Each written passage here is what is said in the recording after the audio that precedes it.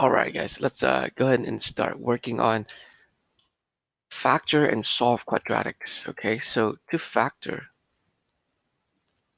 let's start with an example. I have 14x squared minus 10x. And here, remember factoring is the only thing you can do when you don't have an equal sign.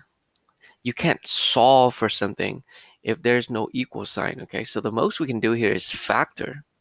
So to factor, the first step you always do is to do the GCF. So GCF is something that they have in common, the factor that they have in common. So first look at the numbers, 14 and 10. What do they have in common? They have a 2, okay?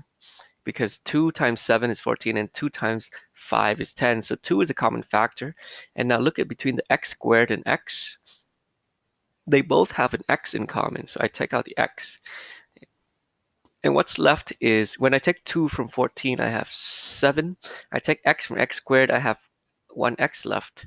And I take 2 from negative 10, I have negative 5. And I take x from x, I have 1 left. Okay, so that gives me 2x times 7x minus 5 times 1 is 5.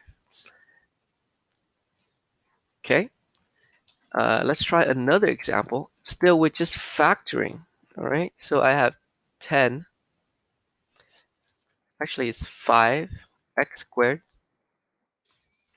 plus 14x minus 3. Here, the 5 and the 3 already tells me that they don't have any factor in common.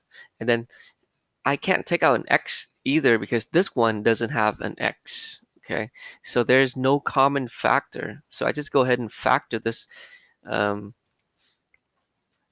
so the way to factor a quadratic is I take the first number times the last number. So I have 5 times negative 3 gives me negative 15.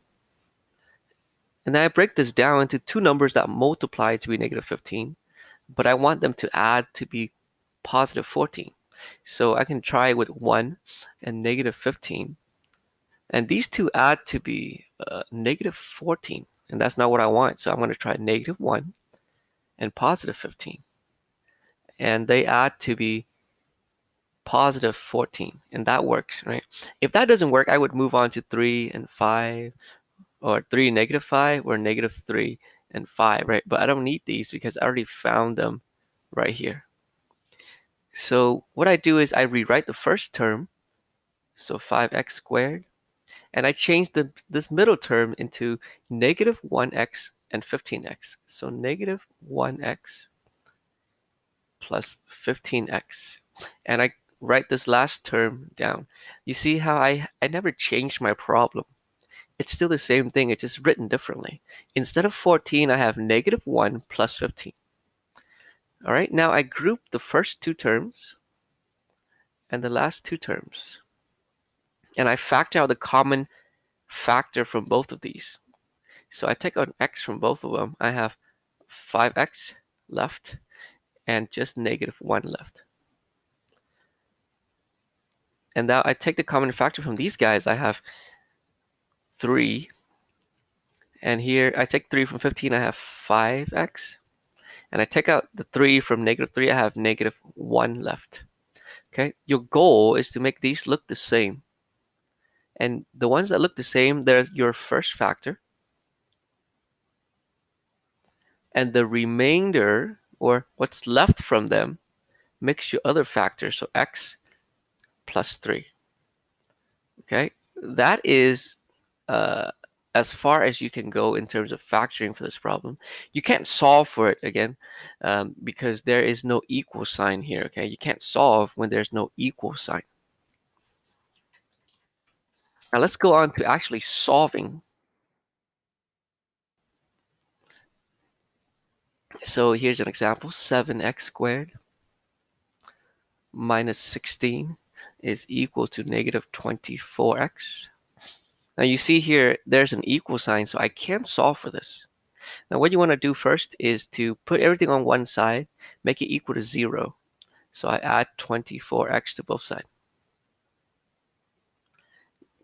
So now I have 7x squared plus 24x minus 16 is equal to 0. Remember, you want to put this in standard form. So you want to have x squared first, and then x, and then the term with no x goes in the back. And then to solve for this, you start by factoring. Okay, that's one way to solve, is to factor. So I'm going to factor this. I have 7 times negative 16 is going to be negative 112. And I break this down. So 1 times negative 112. So that doesn't add up to be negative or positive 24, right? So that doesn't work. And obviously negative 1 and positive 112 doesn't work either. Then I'm going to try 2 and negative